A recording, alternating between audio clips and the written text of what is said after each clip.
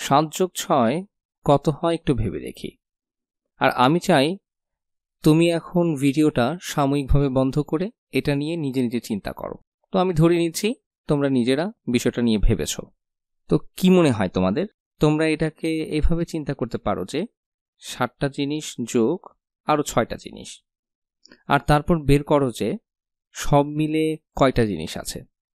উদাহরণস্বরূপ বলা যেতে পারে, আমরা ধরে নেই 7টা টমেটো।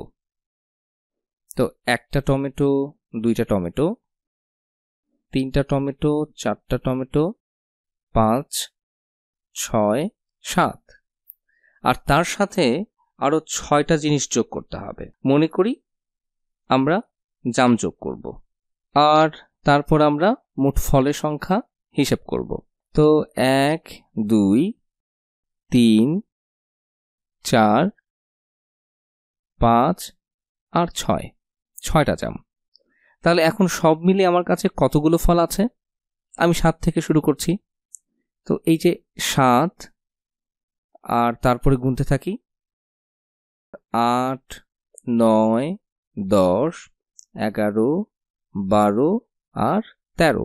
তাহলে এখন আমার কাছে সব মিলে 13টা ফল আছে। তো আর কি কি উপায়ে আমরা এই সমস্যাটা সমাধান করতে পারি? আমরা এটা সংখ্যারেখার মাধ্যমেও করতে পারি। তাহলে একটা সংখ্যারেখা আঁকি। ধরি আমাদের একটা সংখ্যারেখা আছে। আমি এমন একটা রং ব্যবহার করি যেটা আমি আগে ব্যবহার করিনি। তো আমাদের একটা সংখ্যারেখা আছে, এই যে এই রকম। আর আমি সংখ্যারেখাটা শুরু করছি 7 থেকে শুরু করতে পারি আমি। তো আর আমি আরো 6 যোগ করতে চাচ্ছি, তাই আমি সংখ্যারেখায় আরো 6 ঘর উপরে যাব। 1, 2, 3, 4, 5, 6। আর আমি আরো উপরের দিকে যেতে পারি। আমি যেতে পারি 8, 9, 10, 11, 12, 13, আর তারপর আরো উপরে। কিন্তু 7 যোগ 6 তুমি দেখতে পাচ্ছ এটা 7 থেকে শুরু করেছে, আর তারপর সংখ্যারেখায় আরো 6 ঘর উপরে উঠেছে। অন্যভাবে চিন্তা করলে আমরা 7 থেকে শুরু করেছি, তারপর তার সাথে 3 যোগ করে 10 পেয়েছি, তারপর আরো 3 যোগ করে আমরা পেয়েছি 13। তাহলে এবার দেখি 13 সংখ্যাটা দিয়ে আসলে কি প্রকাশ করা হয়।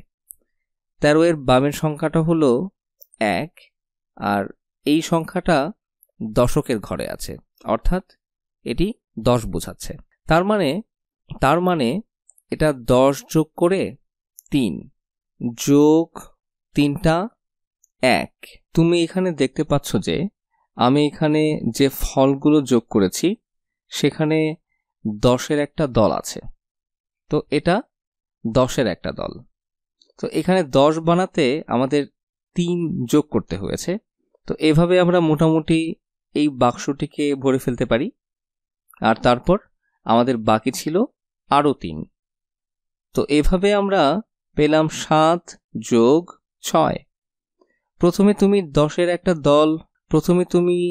একটা দল বানালে, আর তারপর বাকি থাকলো 3টা 1। এইখানে যে 3টা 1। তো আরেকভাবে চিন্তা করলে 7 যোগ 6 আর 10 যোগ 3 আসলে একই জিনিস, আর সেটা হলো 13।